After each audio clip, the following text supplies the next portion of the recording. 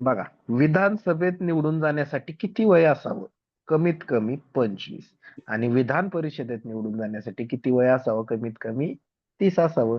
आता हे आपण कुठं बघितलंय? लोकसभा आणि राज्यसभेच्या बाबतीत पण आपण सेम बघितले.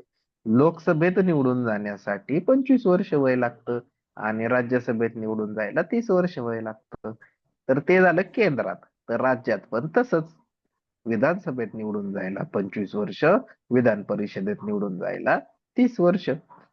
आता विधानसभेचा अध्यक्ष कोण आणि विधान परिषदेचा अध्यक्ष कोण सध्या, हे तुमचं तुम्ही काय करा बघा. हे आहे ना माहिती पाहिजे की सध्या विधानसभेचा अध्यक्ष कोण आहे आणि सध्या विधान परिषदेचा अध्यक्ष कोण आहे, उप अध्यक्ष कोण आहे, हे तुम्ही व्यवस्थित बघा. निवडणूक आयोगाच्या व्यक्तीसमोर शपथ व प्रतिज्ञा घेतलेली असावी.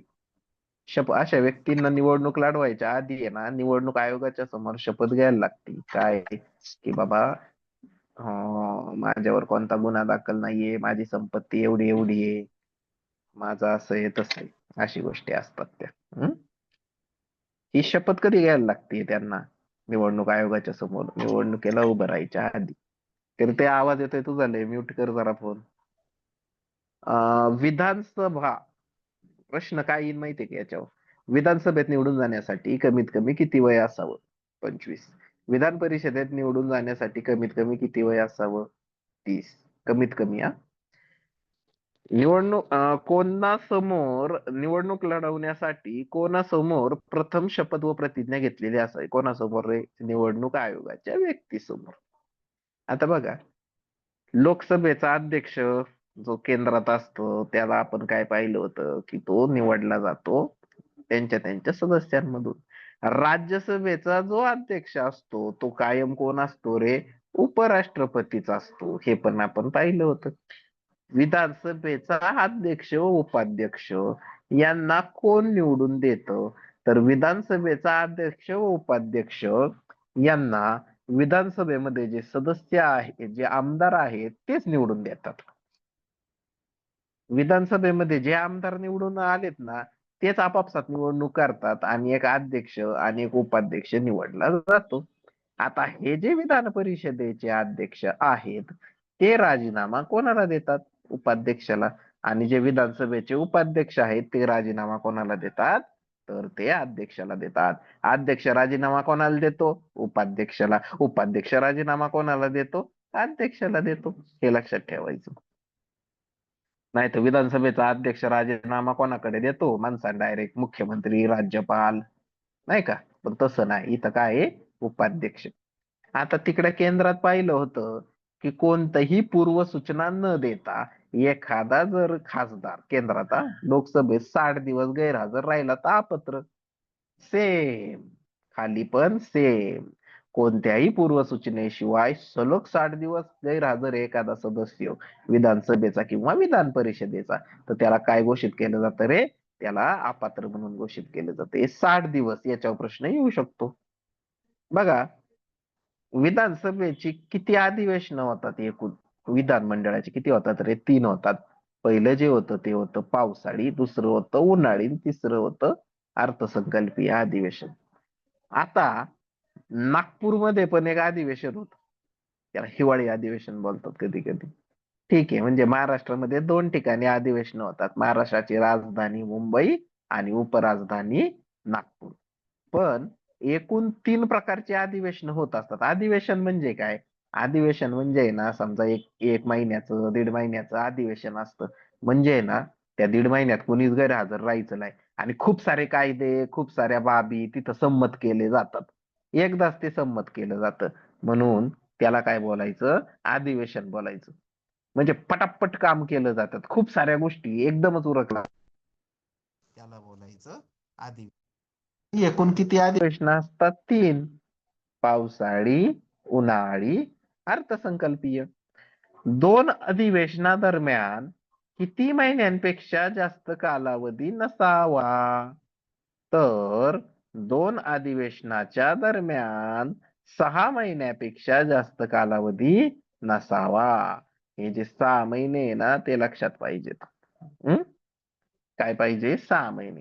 जर पेपरला प्रश्न आला 2 अधिवेशनादरम्यान जास्तीत जास्त किती कालावधी असतो, तर 6 महिने ध्यानात ठेवायचं. आता 2 संज्ञा बघायच्यात आपल्याला. पहिली संज्ञा काय बघायची आपल्याला, त्यांना ऍड कर.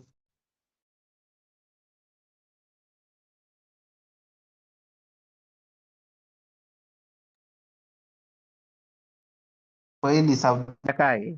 पहिली संज्ञा आहे तहकूब आणि दुसरी संज्ञा आहे सत्र समाप्ती. तहकूब म्हणजे त्या दिवसाची बैठक संपली आणि सत्र समाप्ती म्हणजे ते 1-1.5 महिन्याचं पूर्ण अधिवेशनच संपलं. बघा, या 2 संज्ञा माहित पाहिजे. तहकूब म्हणजे काय, की एक दिवस कामकाज चाललं आणि ती बैठक संपली ना त्या दिवसाची. पण सत्र समाप्ती म्हणजे काय, जे अधिवेशन आहेत पावसाळी उन्हाळी अर्थसंकल्पीय ते संपले.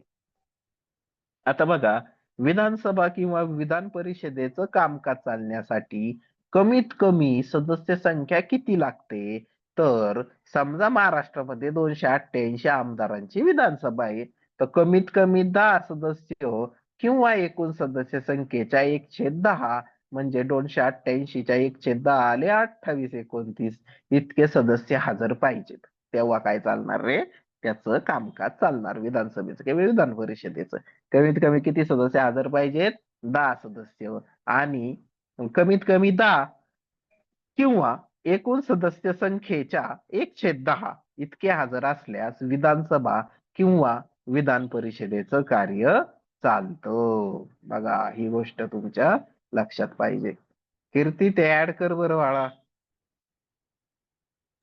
होत नाहीये ते, 2 वेळा केलं तरी. कीर्ती होईल ऍड व्यवस्थित. बघा, हे लक्षात ठेवायचं. तहकूब म्हणजे बैठक संपली, सत्र समाप्ती म्हणजे अधिवेशन संपलं. आणि विधानसभेचं कामकाज चालण्यासाठी कमीत कमी किती सदस्य हजर असले पाहिजेत, 5, 10, 15, 20. तुम्ही काय करायचं, 10 वर क्लिक करायचं. ठीक आहे.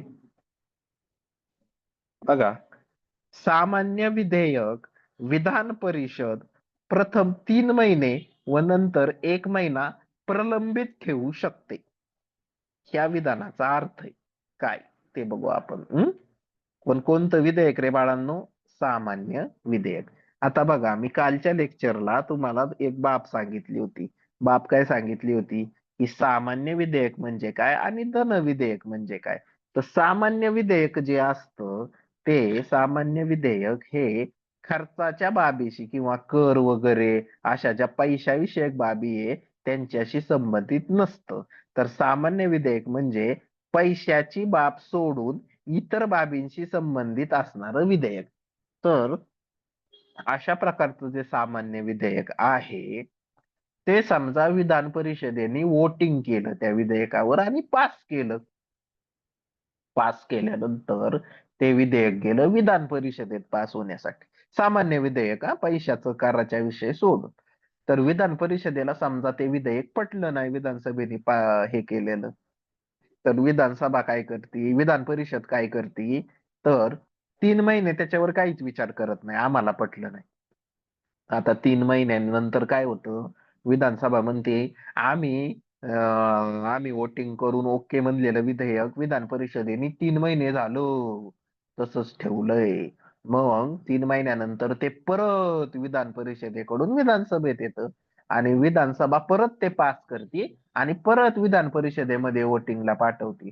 मग अशा वेळी विधान परिषद हे विधेयक 1 महिना समजा त्यांनी त्याच्यावर काहीच काम केलं नाही, तर अशा वेळी काय होतं रे, ते विधेयक विधानसभेने जसं वोटिंग करून पास केलंय तर तशा वेळेस ते पासच होऊन जातं. विधान परिषदेची वोटिंग करू नाही तर नाही करू. म्हणजेच विधान परिषदेला दर्जा कसा आहे रे, दुय्यम दर्जा आहे. पहिल्यांदा विधानसभेने विधेयक पास केलं, विधान परिषदेकडे गेलं, त्यांनी 3 महिने काहीच केलं नाही, ते परत विधानसभेकडे आलं, परत विधानसभेने पास केलं आणि विधान परिषदेकडे पाठवलं, विधान परिषदेने 1 महिना काय केलं नाही, तर हाय तसं ते पास होतं, विधान परिषदेने वोट करू नाही तर नाही करू. ही प्रोसेस असती सामान्य विधेयकाच्या बाबतीत. आता धन विधेयकाच्या बाबतीत काय प्रोसिजर असते ते आपण पाहूयात. धनविधेयक प्रथम विधानसभेत राज्यपालाच्या संमतीने व सरकारी मंत्र्याकडूनच मांडलं जात. याचा अर्थ काय?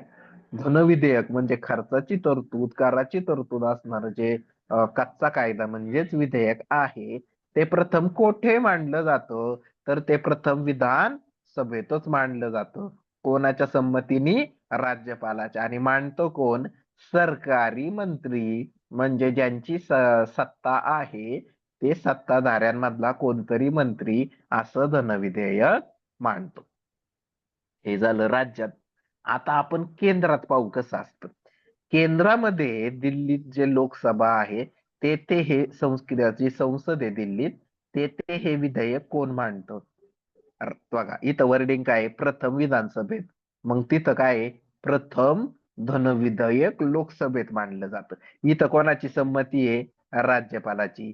मग धनविधेयकाला केंद्रामध्ये म्हणजे दिल्लीत कोणाची संमती असते? राष्ट्रपतीची. आलं का लक्षात? म्हणजेच धनविधेयक दिल्लीमध्ये संसदेत, प्रथम लोकसभेत राष्ट्रपतीच्या संमतीनेच मांडलं जातं. तर धनविधेयक हे विधानमंडळात म्हणजेच राज्यांमध्ये प्रथम विधानसभेत पण राज्यपालाच्या संमतीने मांडलं जातं. आता मी तुम्हाला एक गोष्ट सांगितली होती की लोकसभा व राज्यसभा हे जे केंद्रामध्ये संसदेत दोन घटक असतात, यांच्यात मतभेद झाले एखादं विधेयक पास करण्यावरून, वोट करण्यावरून, तर एक संयुक्त बैठक म्हणजे एकत्रित बैठक बसवली जाते आणि त्या बैठकीचं अध्यक्षस्थान लोकसभेचे अध्यक्ष भूषवतात आणि तेथे वोटिंग घेतलं जातं सगळ्यांचं एकत्र. पण जर राज्यांमध्ये विधानसभेने विधेयक पास केलं, विधान परिषदेने केलं नाही, तर अशा वेळेस संयुक्त बैठक होते का? तर संयुक्त बैठक होत नाही. हे लक्षात ठेवा. विधानसभा व विधान परिषदेमध्ये संयुक्त बैठक होत नाही, कारण हे राज्यात आहेत. पण केंद्रामध्ये असणार संसदेतील दोन घटक, लोकसभा व राज्यसभा, यांच्यामध्ये जर मतभेद झाले तर संयुक्त बैठक होते आणि अशा बैठकींचा अध्यक्षस्थान कोण भूषवतो? लोकसभेचा अध्यक्ष. ठीक आहे. आपण आता हे घटक बघितलेत. आता आपल्याला बघायचा आहे तो म्हणजे राज्यपाल. ह्या राज्यपालावरती 100% प्रश्न विचारण्यात येणार. सर्वांनी नीट लक्ष द्यायचंय. IMP करा रे राज्यपालाला. IMP करा. आणि एक प्रश्न तुम्हाला देतो. महाराष्ट्राचे सध्याचे राज्यपाल कोण व कितवे आहेत?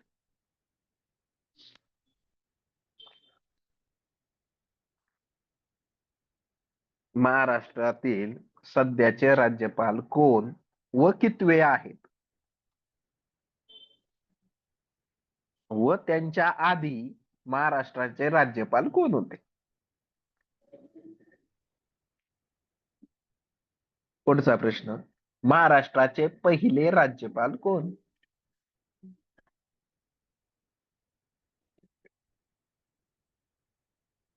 बस. कलम 153 नुसार राज्यपाल पदाची तरतूद केलेली आहे. कोणत्या कलमानुसार राज्यपाल पदाची तरतूद केली आहे? कलम 153. मग हा प्रश्न बेसिक आहे. राज्यपाल पदाची तरतूद कोणत्या कलमात आहे? कलम 153. कलम 153 कोणत्या पदाशी संदर्भित आहे? तर राज्यपाल. कलम 154 काय सांगतं? राज्याचा कार्यकारी अधिकार राज्यपालाच्या हाती असतो. बघा वर्डिंग काय 154च. राज्याचा कार्यकारी अधिकार राज्यपालाच्या हाती असतो. मग राष्ट्राचा म्हणजे देशाचा कार्यकारी अधिकार कोणाच्या हातात असतो? राज्याचा कार्यकारी प्रमुख राज्यपाल, तर देशाचा कार्यकारी प्रमुख असतो राष्ट्रपती. बघा असं येते. आता राज्यपालाची नेमणूक कोण करतं? राष्ट्रपती करतात. राज्यपालाचा पदावधी किती असतो? 5 वर्ष असतो. राज्यपालावर कोणाची मर्जी असती? अरे राष्ट्रपतीची मर्जी असती, कारण त्याची नेमणूक राष्ट्रपतीच करतोय. नेमणूक जर राष्ट्रपती करत असेल राज्यपालाची, तर राज्यपाल राजीनामा कोणाकडे देणार? तर राष्ट्रपतीकडेच देणार. त्याची पात्रता काय असते? भारताचा नागरिक असावा, पण वयाची किती वर्ष पूर्ण केलेली असावी? 35 वर्ष पूर्ण केलेली असावी. हे लक्षात ठेवायचंय.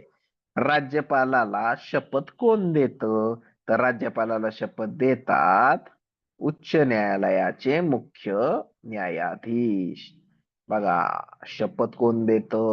पात्रता 35 वर्ष, नेमणूक आणि राजीनामा राष्ट्रपतीकडे, पदावधी 5 वर्ष असतो. कलम 153, कलम 154 हे बेस झाला. हा काय झाला? राष्ट्रपतीचा बेस झाला, बेस. हम्म. ह्या बेस तुमच्या लक्षात पाहिजे. प्रश्न आला तर ह्या बेस वरती येणार. हा झाला बेस. 153 राज्यपाल पदाची तरतूद, 154 राज्याचा कार्यकारी अधिकार. राज्यपालाची नेमणूक कोण करतात? तर राष्ट्रपती. राज्यपालाचा पदावधी 5 वर्ष. राज्यपाल राजीनामा कोणाकडे देतो? राष्ट्रपतीकडे. राज्यपाल होण्यासाठी वयाचे किती वर्ष पूर्ण पाहिजेत? 35. राज्यपालाला शपथ कोण देतात? उच्च न्यायालयाचे मुख्य न्यायाधीश. बाळांनो, ह्या गोष्टी तुम्हाला सर्व लक्षात पाहिजे. आता राज्यपालाची कामे, IMP करा. याच्यात आहे ना सगळे वन लाईनर प्रश्न मी महत्वाचे कव्हर केलेत. जवळपास 10 गोष्टी मी याच्यात सांगितल्यात आणि ह्या 10ही गोष्टी तुम्हाला माहिती पाहिजे. MP म्हणजे पहिलं काम बघू आपण. त्याचं पहिलं, राज्यपालाचं पहिलं काम बघू. महाराष्ट्र, छत्तीसगड, झारखंड, उडीसा येथे आदिवासी कल्याण मंत्र्याची नेमणूक कोण करतं? राष्ट्रपती करतात. ते बघा, ते वर्डिंग आहे ना, ते व्यवस्थित करा. मध्य प्रदेश, छत्तीसगड, झारखंड, ओडिसा येथे आदिवासी कल्याण मंत्र्याची नेमणूक कोण करतं? तर राज्यपाल करतात. कोणती कोणती राज्य आहेत ते लक्षात ठेवायची. आदिवासीच राज्य आहेत ना, आदिवासीच राज्य आहेत. मध्य प्रदेश, छत्तीसगड. बघा, वन जास्त आहेत मध्य प्रदेश, छत्तीसगड मध्ये. हा, झारखंड आणि ओडिसा आदिवासी पट्टा आहेत. तर ह्या आदिवासी पट्ट्यांमध्ये आदिवासी कल्याण मंत्र्याची नेमणूक कोण करतं? तर राज्यपाल करतात. महाधिवक्त्याची नेमणूक करणे. हा जो आता बघा, तुम्ही म्हणसाल महाधिवक्ता, हा तर नवीन शब्द आहे माझ्यासाठी. तुम्ही एक शब्द ऐकलाय, कलम 76 मी शिकवलंय, महान्यायवादी. महान्यायवादी हा भारताचा सर्वोच्च कायदा अधिकारी आहे. तर महाधिवक्ता हा जो आहे ना, तो राज्याचा सर्वोच्च कायदा अधिकारी असतो. आणि राज्यामध्ये जो महाधिवक्ता असतो त्याची नेमणूक कोण करतात रे? तर राज्यपाल करतात. बघा, राज्यपाल कुठं असतात? राज्यात काम करतात ना. मग बघा, लोकसेवा आयोगाचा अध्यक्ष तसेच राज्य निवडणूक आयोगाचा अध्यक्ष यांची नेमणूक कोण करतात रे? राज्यपाल करतात. म्हणजे राज्यामध्ये जो लोकसेवा आयोग आहे म्हणजे MPSC, या MPSC जी महाराष्ट्रात आहे याचा अध्यक्ष तसेच राज्य निवडणूक आयोगाचा अध्यक्ष, या दोन्हींचीही नेमणूक कोण करतं? तर या दोन्हींचीही नेमणूक करतात राज्यपाल. आता एक प्रश्न आहे इथं, MPSC चा अध्यक्ष आणि राज्य निवडणूक आयोगाचा सध्याचा अध्यक्ष कोण? हे तिथं लिहून ठेवायचं नोट्स मध्ये. आता बघा, पुढचं एक IMP गोष्ट आहे. राज्यात आणीबाणी लावायची. समजा महाराष्ट्रात आणीबाणी लावायची आहे, याचा अर्थ काय? की महाराष्ट्रामध्ये काहीतरी आहे ना, निवडणुका झाल्यात पण सरकारच स्थापन झालं नाही, महाराष्ट्र राज्यामध्ये उठाव झालाय, इमॅजिन करा. तर अशा वेळी राज्यात आणीबाणी लावायची. मग राज्य आणीबाणी म्हणजेच राष्ट्रपती राजवट लावायचे. तर ही राष्ट्रपती राजवट आता महाराष्ट्रामध्ये लागू करा, याची शिफारस कोण करतात रे? राज्यपाल असे करतात. मग मी तुम्हाला सांगतो, अशी आहे ना महाराष्ट्रामध्ये 3 वेळा आणीबाणी लावण्यात आली. ही आणीबाणी का लागू करण्यात आली? निवडणुका झाल्या पण सरकार स्थापन महाराष्ट्रात झालं नाही. 1980 ला लागली होती, 13 ला लागली होती आणि 19 ला लागली होती. अशी किती वेळा लागली होती महाराष्ट्रात राज्य आणीबाणी? 3 वेळा लागली होती. मग तुम्ही आता एक प्रश्न लिहा. महाराष्ट्र राज्यात किती वेळा आणीबाणी लावण्यात आली व त्याची कारणे काय? तुमचं तुम्ही शोधायचं.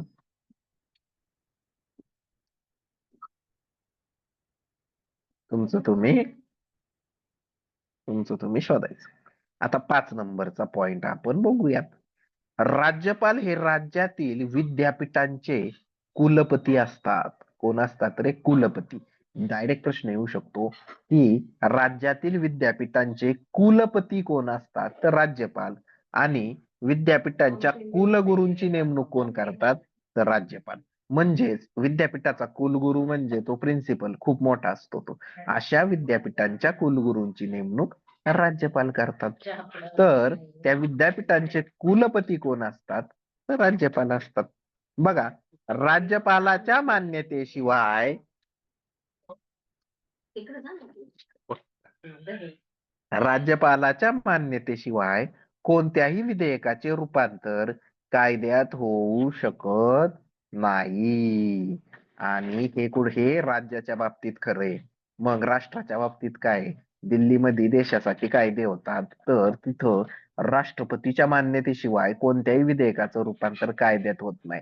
पण जे राज्याचे कायदे विधानमंडळ करतं, विधानसभा करते, अशा वेळेस विधानसभेने कायदा पास केला, विधान परिषदेने पास केला, तरी बी शेवटी त्याची मान्यता कोणाची लागते? राज्यपालाची लागते. अधिवेशन बोलवणे किंवा स्थगित करणे, स्थगित करणे म्हणजे संपवणे किंवा थांबवणे, किंवा अधिवेशन बोलवायचे पावसाळी, हिवाळी, अर्थसंकल्पीय, याचे राज्यात सर्व अधिकार कोणाला आहेत रे? कोणाला आहेत? राज्यपाल आहेत. आणि केंद्रात हे अधिकार कोणाला आहेत? राष्ट्रपतीला आहेत. आता राज्यपाल हे 106 सदस्य विधान परिषदेवर नामनिर्देशित करतात. राष्ट्रपती काय करतात? 12 सदस्य राष्ट्रपती राज्यसभेवर देतात, बरोबर? तर राज्यपाल हे 106 सदस्य विधान परिषदेवर नामनिर्देशित करतात. ही गोष्ट बाळांनो लक्षात ठेवायची. आणि हा पॉइंट IMP करा. जिल्हा न्यायाधीशांची नेमणूक कोण करतात रे? राज्यपाल करतात. जिल्हा न्यायाधीशांची नेमणूक कोण करतात? राज्यपाल करतात. आता खाली बघा, जिल्हा न्यायाधीश म्हणजे जिल्ह्यातला न्यायाधीश. मग त्याची नेमणूक राष्ट्रपती कायला करील? राज्यपालच करील ना. आता तुम्हाला मी सांगितलं होतं क्षमादान. क्षमादान म्हणजे काय? एखाद्याने खून केला, झाली त्याला फाशीची शिक्षा. ही शिक्षा जर सर्वोच्च न्यायालयाने दिली तर त्या शिक्षेविरोधात एकच व्यक्ती आहे जो काय करू शकतो? क्षमादान करू शकतो. तो आहे राष्ट्रपती आणि राज्यपाल. पण राष्ट्रपतीचा असतो. पण याच्यातला फरक लक्षात देऊ.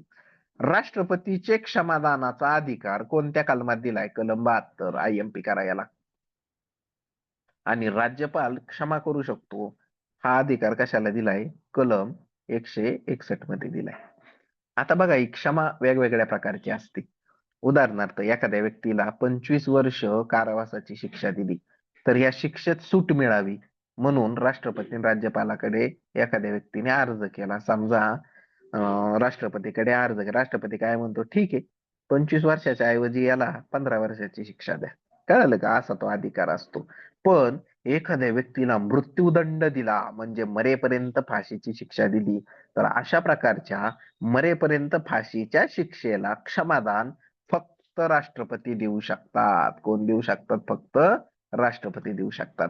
मग जर म्हणलं की क्षमादान कोण कोण देऊ शकतं? राष्ट्रपती आणि राज्यपाल देऊ शकतो. राष्ट्रपती कलम 72 नुसार, राज्यपाल कलम 161 नुसार. परंतु मृत्यूदंडाला क्षमा करण्याचा अधिकार फक्त कोणाला असतो रे बाळांनो? फक्त राष्ट्रपतीला असतो. हे लक्षात ठेवायचं. आता शेवटचं पद. अशा केवळ 3च व्यक्ती आहेत, 3च पद आहेत की ज्यांची शपथ ही कलमांमध्ये दिली आहे. कुठं दिली आहे रे? कलमांमध्ये दिली. 3 कलम आहेत. कलम 60 म्हणजे राष्ट्रपती शपथ आहे, 59 मध्ये उपराष्ट्रपती शपथ आहे आणि 159 मध्ये कोणाची शपथ दिली आहे रे? राज्यपालाची शपथ दिली आहे IMP करा. 60, 69 आणि 159 तिन्ही तुम्हाला माहिती पाहिजे. कलम 60 राष्ट्रपती शपथ, कलम 69 उपराष्ट्रपती शपथ, कलम 159 राज्यपाल शपथ. ह्या गोष्टी तुम्हाला माहिती पाहिजे. आता बघा, महाधिवक्ता हे तुम्हाला काय सांगितलं होतं? महान्यायवादी कोणत्या कलमात आहे रे? 76 कलमात आहे. तर महाधिवक्ता कोणत्या कलमात आहे?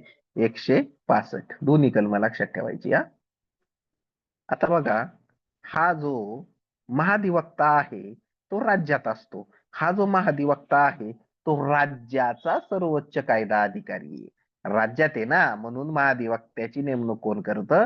राज्यपाल करतं. नेमणूक जर राज्यपाल करत असेल तर राजीनामा राज्यपालच घेतो. आणि पात्रता काय आहे त्याची? तर उच्च न्यायालयाचा न्यायाधीश होण्यास पात्र असावा. आता महाधिवक्ता आणि महान्यायवाद्याची टॅली करू. महान्यायवादी कलम 76, महाधिवक्ता कलम 165. महान्यायवादी हा देशाचा सर्वोच्च कायदा अधिकारी, तर महाधिवक्ता हा राज्याचा सर्वोच्च कायदा अधिकारी. महान्यायवाद्याची नेमणूक राष्ट्रपती करतात, महाधिवक्त्याची नेमणूक राज्यपाल करतात. महान्यायवादी राजीनामा देतो राष्ट्रपतीकडे, महाधिवक्ता राजीनामा देतो राज्यपालाकडे. महान्यायवाद्याची पात्रता काय आहे? सर्वोच्च न्यायालयाचा न्यायाधीश होण्यास पात्र असावा. तर महाधिवक्त्याची पात्रता काय आहे? उच्च न्यायालयाचा न्यायाधीश होण्यास पात्र असावा. लेक्चर अपलोड होईल, सगळ्यांनी काय करायचं? असं ब्रॅकेट करायचे. इथं लिहायचं, इथं लिहायचं महान्यायवादी, इथे लिहायचं महाधिवक्ता, इथे लिहायचं 1, 2, 3, 4. जितके तुम्हाला फरक सापडतील तेवढे फरक लिहून काढायचे एका तक्त्यामध्ये, तुमची जबाबदारी. आता बघा, एक समिती पाहिजे राहिली होती. त्या समितीचं नाव आहे सार्वजनिक उपक्रम समिती. कधी स्थापन झाली? 1964 ला. आणि कोणाच्या शिफारसीनुसार स्थापन झाली? तर कृष्ण मेनन समितीच्या शिफारसीनुसार स्थापन झाली. हे लक्षात पाहिजे. जर पेपरला प्रश्न आला की कृष्ण मेनन समितीच्या शिफारसीनुसार कोणती समिती स्थापन करण्यात आली, तर कोणती समिती? सार्वजनिक उपक्रम समिती. आणि जॉन मथाई यांच्या शिफारसीनुसार कोणती स्थापन करण्यात आली? जॉन मथाई. आणि 1919च्या कायद्यानुसार कोणती स्थापन करण्यात आली? हे पण तुम्हाला माहिती पाहिजे. सगळं घेतलंय. लोकलेखा, लोक अंदाज काय कसं सर्व तिकडे जाऊन वरती बघा नोट्स मध्ये. घटनेचा भाग 15 कशाशी संदर्भित आहे? तर लक्षात ठेवायचं, घटनेचा भाग 15 निवडणुकीशी संदर्भित आहे. IMP करायला भाग 15 निवडणुकीशी संदर्भित आहे. भारतात एक निवडणूक आयोग असावा असं कोणत्या कलमात सांगितलंय? IMP ऑलरेडी केलेला आहे. कलम आहे 324. आणि निवडणूक आयोगाची स्थापना कधी झाली? निवडणूक आयोगाची स्थापना झाली 25 जानेवारी 1950. आणि निवडणूक आयोग कोणाकोणाच्या निवडणुका घेतो?